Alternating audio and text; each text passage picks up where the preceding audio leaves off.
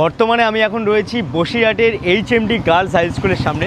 আর girls high স্কুলের সামনে একটি ফুচকা স্টল রয়েছে, যে ফুচকা স্টলের নাম হচ্ছে সোনার হাইজেনিক ফুচকা স্টল। বলে রাখি 10 টাকায় 4টে ফুচকা এবং 20 টাকায় 8টা। এই যে ফুচকা দিয়েছে, ফুচকার মধ্যে আলু মাখা যেটা আর কি, সেই মাখাটা দিয়ে ফুচকা হচ্ছে একটা পাতায় আমাদেরকে দিয়ে দিয়েছে। এবং আরও একটা ইন্টারেস্টিং পার্ট দেখাই, মানে মেন ইন্টারেস্টিং পার্ট যেটা, আমি এই ফুচকাটা নিয়ে জাস্ট এখানে ধরলাম, এই যে পুদিনার জল বেরোলো, এখানে ধরলাম দই মিষ্টির জল বেরোলো, এখানে ধরলাম লেবু লঙ্কার জল বেরোলো, এবং এখানে ধরলাম টক মিষ্টির জল বেরোলো, এখানে ধরলাম তেঁতুল জল বেরোলো। শুধু তাই নয়, এখানেও আরও একটি অপশান রয়েছে, আমরা খাওয়ার আগে যে হাত ধুই জল দিয়ে, সেই এখানে দেখুন এখানে লেখা রয়েছে, এই যে এখানে জল হাত ধুয়ে নিন, মানে এই জলটা শুধু হাত ধোয়ার জন্য। এখানেও সেই সেন্সারটুকু রয়েছে, মানে যতটুকু লাগবে, কোনো রকম অপচয় করার জন্য এখানে সিস্টেম করা নেই। এটা কিন্তু আমি কলকাতার বুকে কোনো জায়গায় দেখিনি। এবার হয়তো আপনারা ভাবতে পারেন যে এই জলের স্বাদ কি সেম স্বাদ, মানে যেটা আর কি টক জল হয় সেটার স্বাদ কিনা,